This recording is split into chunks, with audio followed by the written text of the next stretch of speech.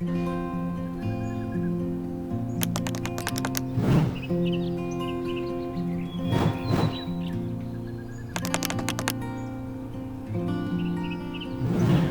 have been wanting to show you how I make my skin balm for 2 years. Now, there are many ways that you can find on the internet to make your own skin balm, but I got my recipe from Sherry Fisher when I visited her in Pittsburgh in my 2 Parts East trip. The playlist link is right up there. And today I'm going to show you how I do it, and then we'll come back later and finish it up. First, I have everything prepared here, and if you have your own candle warmer, these are very inexpensive, and you can find one of these on my Amazon store through my Amazon link. This speeds up the process by a number of days, because basically what you have to do is infuse your flowers. Most people use calendula, lavender, and other flowers, dried flowers. You want to infuse those in a really good olive oil. And if you don't have a burner, you need to let that sit in your windowsill for several days. We're going to speed up the process. I've got everything ready, and I'm going to give you a closer look. Here's everything you will need to make this balm. I use these wide mouth jars. You can give these as gifts. They're lovely gifts. Or you can use a larger size for your own convenience in dipping your hand in and using it. So we're going to set these aside for the moment. We're going to set this larger jar we're going to use later. I'm going to set that aside. The first thing I want to do is I want to get some heat going on my candle warmer. Now, I have saved these calendula flowers from last year, as well as Sweet Annie. Calendula flowers don't have much of a scent, but they have a lot of healing properties, and that's why you'll find calendula as a main ingredient for most of these balms. And you want to pack this in. I've used a moisture packet in here so they would stay nice and dry. I'm going to pack that down, and I'm going to take Sweet Annie and also just pack as much in there as I can. Sweet Annie is the most fragrant smell in the garden, and that's why I use it. It also is a medicinal herb. I could take more time and take the stems out, and I'm just going to very quickly put as much in here as I can.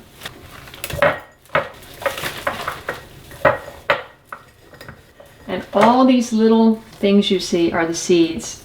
Tiny little seeds. The seed is just like powder.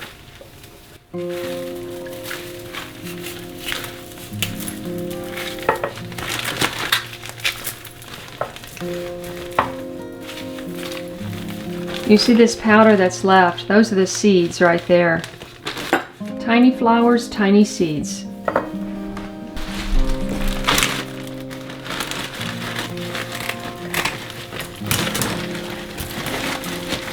Obviously, the more you can pack in, the more beneficial it is. Okay, I'm going to stop there. And we're going to use this is my favorite olive oil. This is an heirloom California olive oil by Living Tree Community Foods. This is a living oil. It's never been heated or filtered.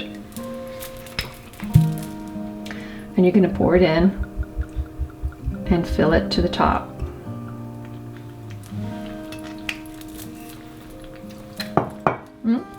Okay.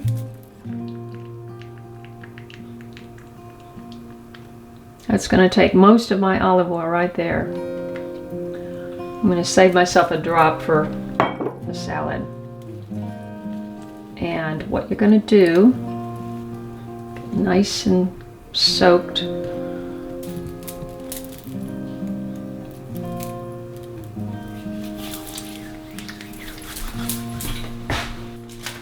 Wrap this jar in a strip of foil that fits, and just use a rubber band to hold it in place.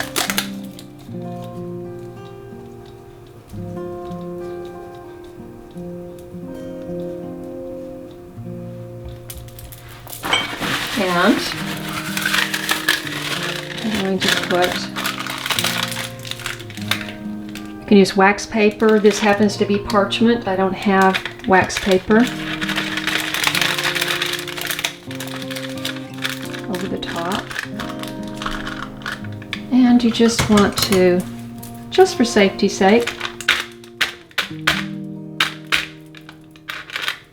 put a couple of holes in it. That is it. And you are going to let this stay on the warmer for 3 to 4 hours. While your flowers are infusing, you want to get your remaining ingredients ready. Now I use Young Living lavender in mine. There are many wonderful organic virgin coconut oils. I happen to use this one. I like the bigger mouth jar. And you want to get some organic beeswax. It does come in solids, but the pellets are easier to use because they melt faster.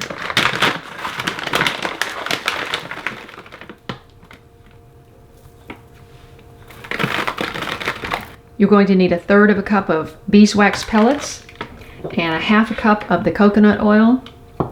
And I like to put 3 drops in each jar of the lavender. Okay, our infused oil is ready, and we're going to strain it into this jar.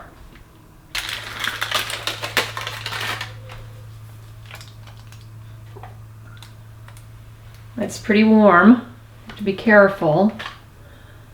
And it smells absolutely amazing. Just don't want to make a mess. This is going to filter out all the flower particles.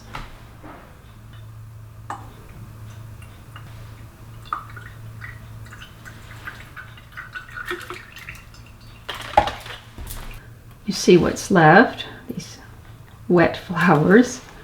Just going to try to drain out the rest of it.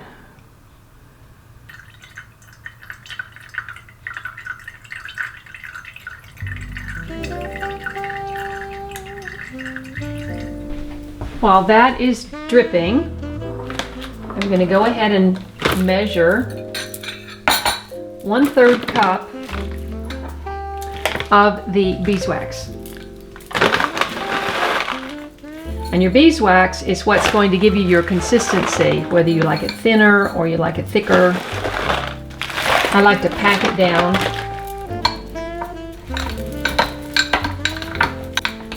That's actually 1/2 cup.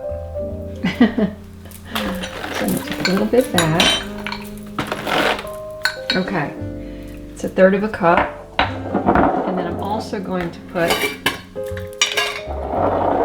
1/2 cup of coconut oil.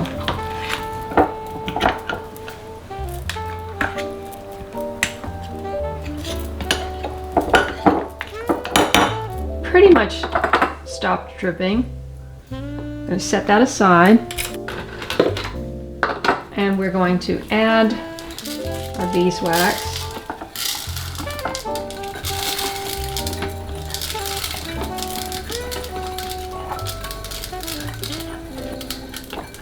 And the coconut oil. If you have a wide mouth jar, this is even easier, but all of mine were being used.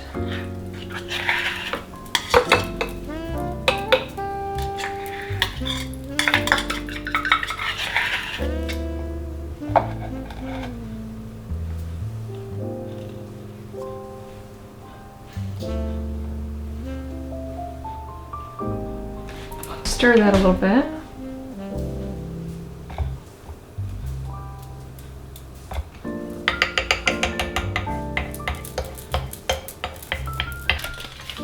The foil just keeps the heat in.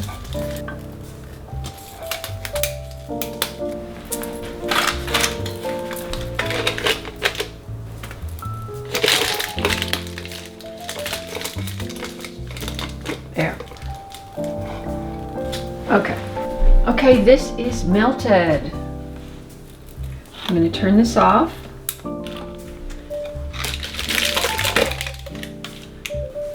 I think I'm going to make one large and see how much I have left over. Okay. Now I noticed a little bit of flour in here, so I am going to strain it through some cheesecloth, just so it's nice and that is warm. Okay, really? You forgot to put that on there? Okay, that was silly. Let's try that again.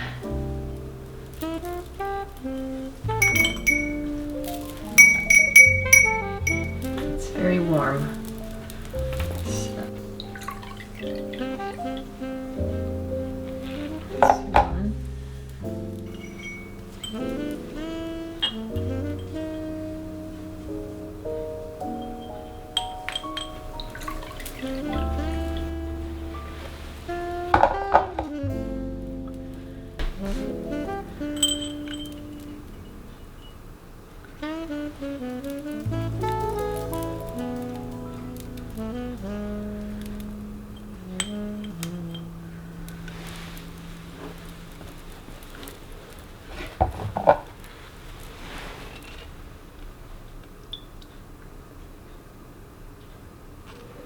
Oh, that smells so good.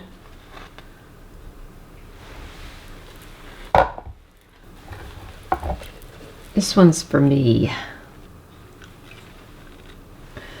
Okay.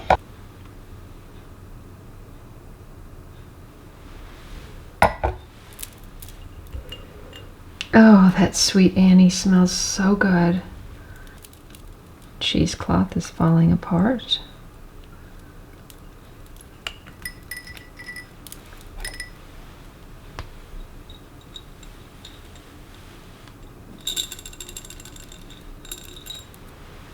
Okay,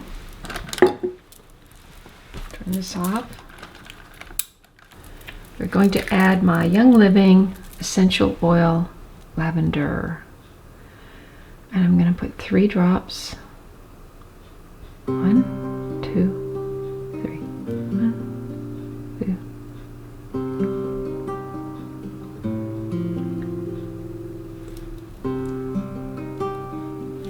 2. Okay. These are starting to cool very quickly, and by the time I get up in the morning they will be cool, and I will put a lid on each one.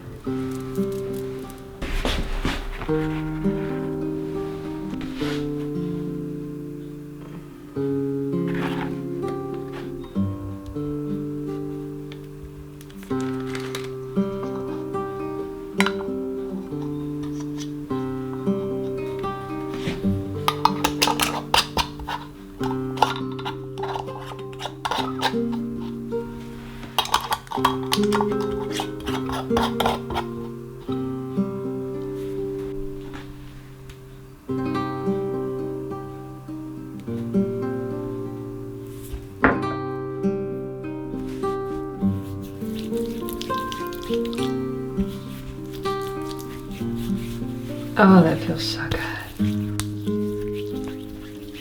Thanks so much for watching this channel, liking my videos, and most especially sharing them with your friends. You can support this channel by becoming a patron at patreon.com or by using my Amazon storefront link in the description below. You can make a direct donation through PayPal. Everything counts. And let those ads play, because that's how we make a few pennies from Google AdSense. So thanks so much for your support, and I'll see you in the next video. And if you enjoyed this one, please try these.